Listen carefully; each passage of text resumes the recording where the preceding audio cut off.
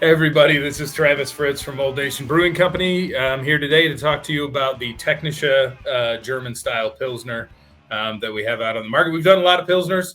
It's a style that we love very much. We love it because it really is the soul of the ingredients, the raw materials that we use, and the brewer that makes the beer is what comes out in Pilsner. There's sort of nothing to hide behind, and for that reason, we love it. Full 6-week fermentation. Primary fermentation takes about 2 weeks. Secondary fermentation is about a month. Temperature is dropped, so the yeast is cared for the whole way through the process. And we're selecting the best raw materials we possibly can for this beer as well. So Pilsner beer, obviously a drinkable style, generally familiar to everybody, but these European Pilsners are really something special. And the Technische Pilsner for us is the example of the style that we've made that we're most proud of to date. So rich malt, but not sweet, just robust, spicy, herbal, almost grassy hops, as per the style, and a crisp, obviously, excellent finish to the beer as well. So I've got a little more to talk to folks about who are interested in hearing more about the style and exactly how we made it and the ingredients we select in just a couple of minutes. So if you want to stick around or select the next video, you can hear more about it. Otherwise, thank you so much for going out and doing your best work for the Pilsner style, which is obviously a style that is always on the comeback, and more so this year than ever before, and for the Technische German-Style Pilsner that Old Nation makes, which you should see in your warehouses soon.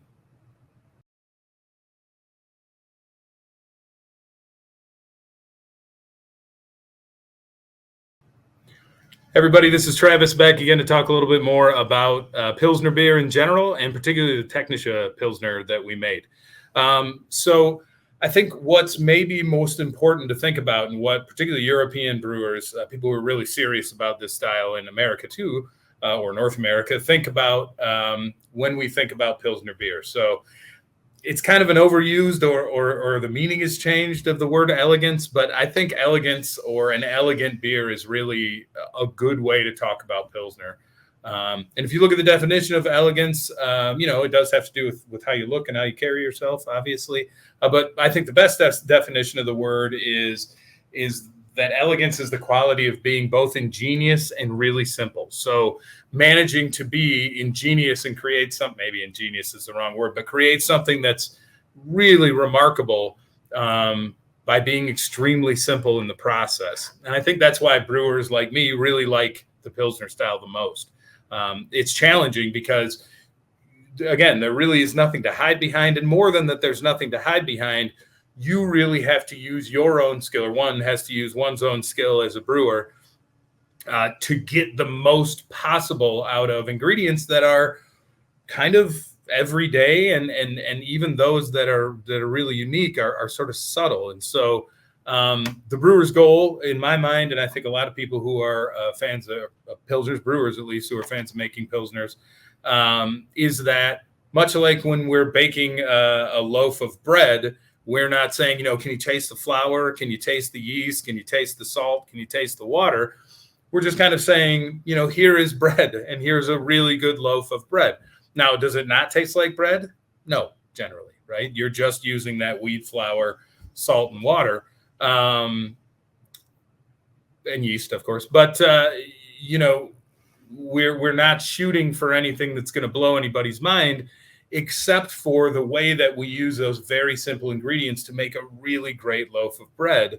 And in Germany, of course, beer is referred to as liquid bread. And this is the reason, right? Because when we make a Pilsner, we're not necessarily saying, can you taste the hops? Can you taste the malt? Can you taste the yeast? You can define all of those things. And the balance in which those things are kept by the brewer is what defines one Pilsner from another. But really what we're saying is, the entire experience of this beer, this Pilsner beer, does it affect you in the way that you want it to affect you, right? Not were you necessarily looking for the grapefruit flavor in, some West Coast hops to shine through, or the mango flavor in some Australian hops, or whatever it is. But does this beer just kind of impact you comfortingly, like you would like a beer to? And that's a really difficult thing for a brewer to do, right? Because you have to assume, okay, well, this is what I like. This is what other people seem to like. And really the upshot of that sort of line of thinking can be both really positive and really negative, right?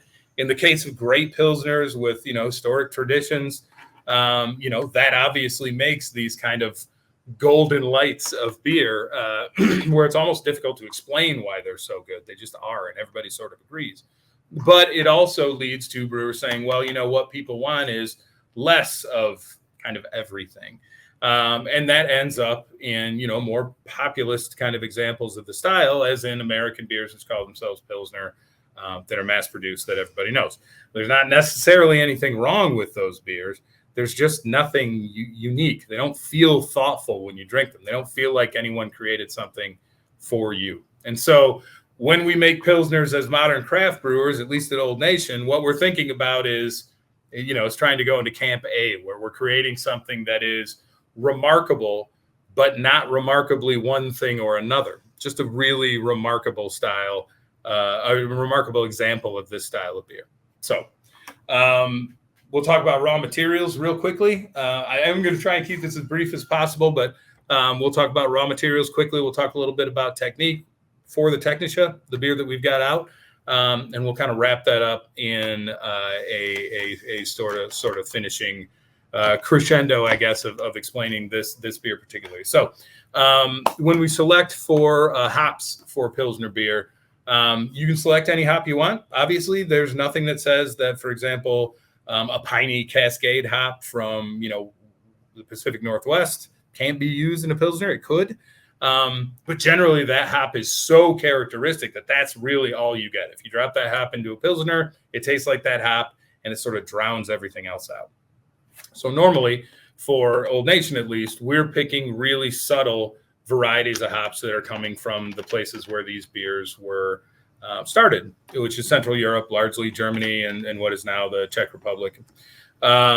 So the reason why we're picking those varieties is partly because of tradition, but partly because these styles sort of came up around hops that were growing in these regions already. So, for example, one of the hops we're using in Technische is called Spalter Select.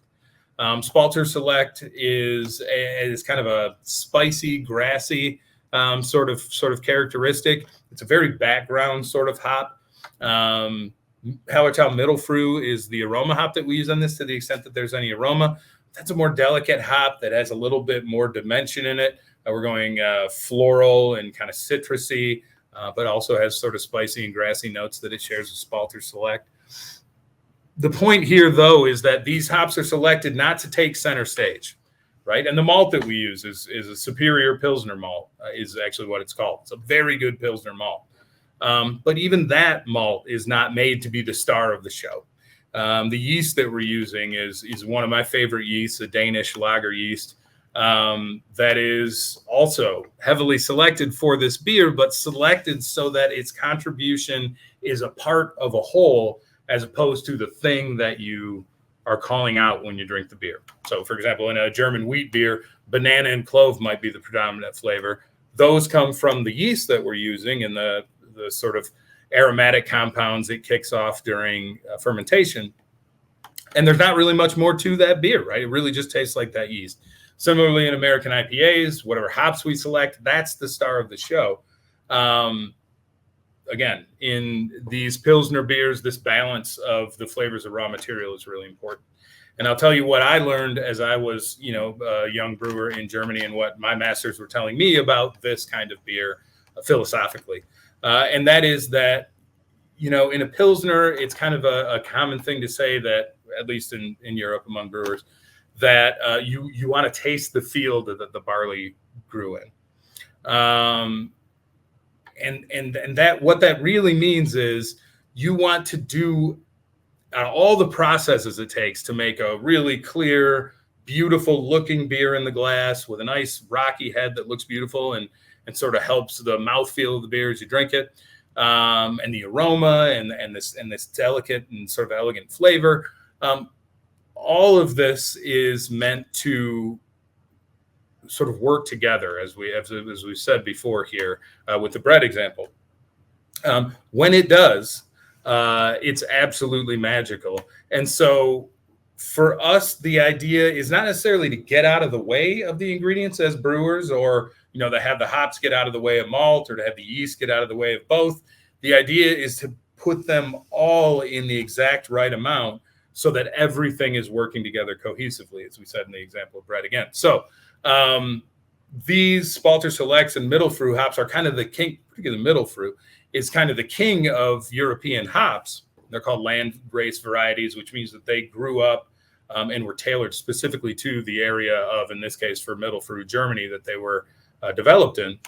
So I guess the point here about hops is that what we're selecting are really old varieties which grew over time and sort of developed themselves respective to the environment they grew in, but also respective to what brewers needed, given what the environment could provide. So the Hallertau region of Germany, has a number of different hops that grow there. It's the oldest hop growing region in the world, commercial hop growing region in the world, but it is a give and take, right? The brewers can't get more out of the environment than the environment can give. And the environment requires the brewers to make subtle selections to develop these hops in ways that they can grow in that environment well, but also serve the brewer and the beer that they're making. And that, I guess, in a nutshell, is why we are so excited about Technische Pilsner, why we're excited about Pilsner beer in general, because these are things that we can't just, get some grapefruit and put it in this beer and make a different beer. It doesn't work that way. Everything has to be planned and executed perfectly in order to make this beer the kind of symphony that it becomes in the can. It's not something that's going to punch you in the nose aggressively. It might not be something that you might even notice if you were at a bar or whatever, hanging out with your friends and not paying attention to the beer. And to close, that is sort of our entire ethic when it comes to these kind of traditional lager beers, right? Is that the best way these beers are made. And again, this is something that I learned from people that I learned how to brew from in Central Europe. But the best way that a brewer can serve the people that drink his or her beer, their beer, is by making beer that folks can, think about and ponder and talk about if they wish, but absolutely don't need to if they don't wish to do that. So that means, again, we're going back to the beginning of this long-winded conversation where we talk about the overall impression of the beer, the way that it makes you feel.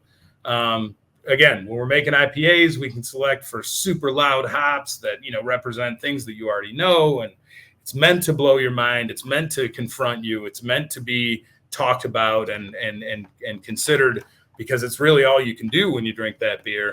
But the flip side of that is the elegance that goes into the making of these Pilsners that creates something that really is about its overall impact to you, irrespective of its components. How is it as a beer, and how do you feel when you drink it? And we hope that you feel great when you try this, and we hope that you feel great, talking to other folks about it. And I hope that this wasn't too awful long and boring, and we'll speak to you and see you again soon.